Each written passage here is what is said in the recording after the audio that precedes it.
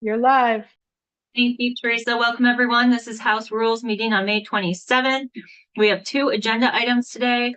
One around remote House committee voting in accordance with House Rule 90B, and then a draft joint resolution around remote joint committee voting, which we do every year now. This is our annual, making sure that we're set up for the summer and fall.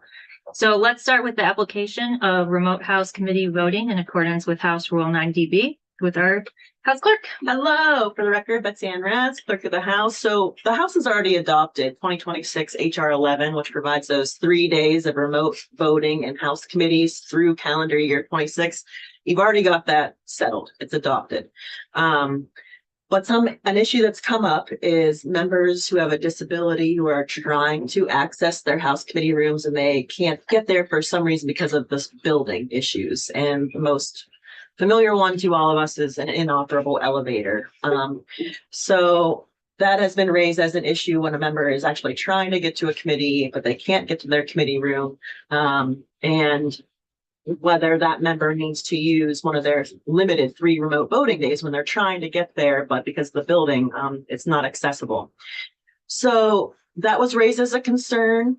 And one of the things that the House has already done is adopted House Rule 90B, which provides that the House shall apply the requirements of the Americans with Disabilities Act in regulating House procedure. So you already have that in your rules. And so this first potential motion for you to consider is to provide that a member with a disability who is on site at the location of a House committee meeting, but who cannot access their specific House committee meeting room due to the condition of the meeting site, may attend remotely to their House committee meeting, vote remotely from the meeting site, which in the case of the State House would mean, for example, on the first floor. Sitting in the lounge or whatever. Yeah. And count toward a quorum and be able to vote remotely from the meeting site in those cases where their committee room is not accessible to them and the committee meeting is not moved.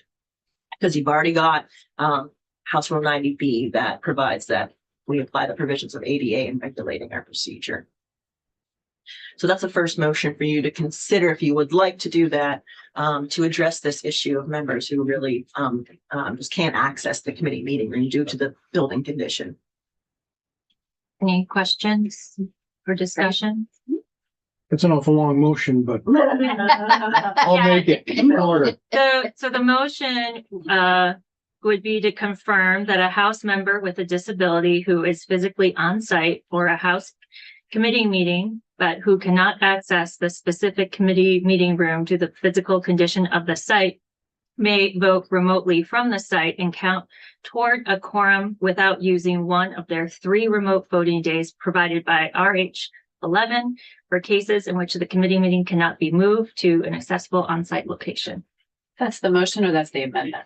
That's the motion. Wow. It's a lot. Go ahead, Mark.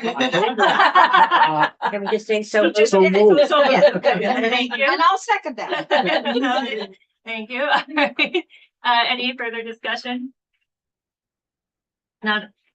I will call the roll. Representative Bartholomew, Yes. Representative Dolan, Yes. Representative Feltus, Yes. Representative Higley, Yes. Representative Houghton, Yes. Representative McCoy. Yes. And I am a yes, so motion carries 7-0. Thank you. All right, and the next item on our agenda is a resolution relating to remote voting in the off session. All right, so this applies to joint committees. So each year, if the legislature wants to provide remote voting authority to our joint committees like LCAR or any of the other joint committees, which are committees made up of House reps and senators, you need to provide that remote voting authority. For example, in 2025, you had adopted JRH, I forget the site, but JRH 5, which provided the same 3 remote voting days to each member of the joint committee. So it's the same House authority. You get 3 remote voting days in your joint committee, and that applies to each joint committee on which you are a member. Unconditional, like your House 3 remote voting days. So if you would like to again provide those 3 remote voting days or something similar, right now this current draft would do the same thing for joint committee members, to give each joint committee member 3 remote voting days, you could sponsor or introduce a joint resolution to provide those 3 remote voting days through the remainder of calendar year 2026. But if you would also like to address this issue with sometimes us having, for example, an inoperable elevator, this resolution would look a little different if you want to provide joint committee members with a disability who can't access their joint committee room with that same authority you just provided to House committee members. This resolution would do that.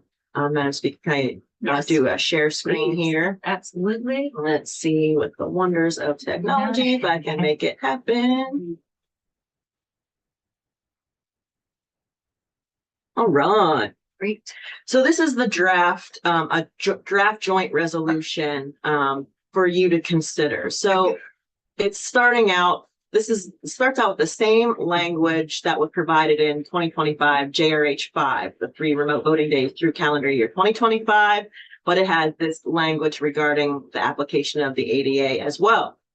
But it starts out with the same language that you authorized last year by joint resolution to say, through the remainder of calendar year 2026, each member of a joint committee is authorized to vote remotely in that committee for not more than 3 days. They have to notify their joint committee chair, co-chairs, the committee clerk, that they're exercising that remote voting authority, and they count toward a quorum. And the joint committee clerk records those votes cast as a remote vote. That's the same language that was provided in your 2025 JRH. It's also the same language that the House adopted for its House committees in this year's 2026 HR 11.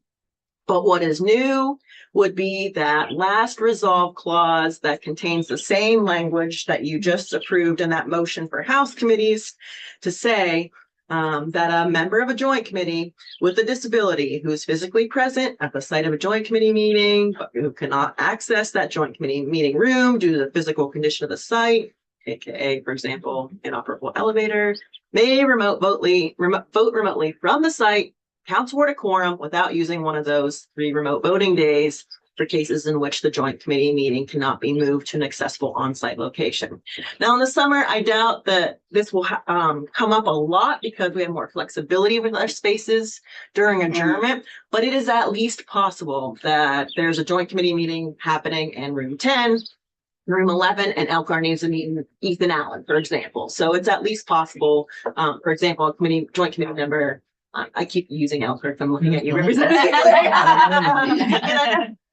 So for example, that's just a hypothetical, where there might be an occasion where we can't move the joint committee meeting to a more accessible location in the State House. So that provides that same flexibility that you just provided to House committee members with a disability trying to get to their committee room. You would provide that authority also to joint committee members with a disability who can't access their joint committee meeting room, but they're on site. They would be voting, they would be participating on site, but just from an accessible room. Okay, great. Any questions for the clerk? No. All right.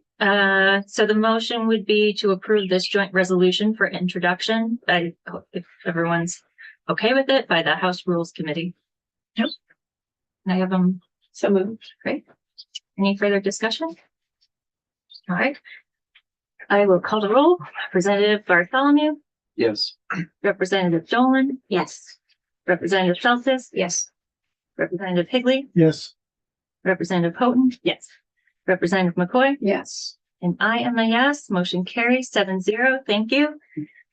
Who would like to report this? Great question. Can we have it read today and then vote tomorrow? Yes. Meaning it has to be presented tomorrow? Yeah. And we can't do it. Right. How are you out of? Yep. He's out tomorrow. Okay. Thank you. Thanks. Which And day, not yeah. All right. So this will be introduced. today, sponsored by House Rules. And thank you, Representative Dolan, for reporting on it. Much appreciated. That concludes our agenda for today. What do we have Representative to do on the first motion that modifies our rule? Does that have to be voted by the? So the way, that was just a motion for this committee to apply the ADA to our procedures. So with the idea that this committee has jurisdiction over our house rules. So that motion is in effect and it applies unless the full house wanted to deliberate it further or do something different. So we don't have to take it to the full eyes. No, Okay. but you can let members know that the House Rules Committee has adopted that motion. So yeah, that's in effect. So just the joint roll goes to the floor. Well, we could do that one Just the today. joint roll goes to the floor. That- I was tempted. I would have to do that today. Yeah. Rules committee. That was good. Yes. The whole motion. And I will include this in my next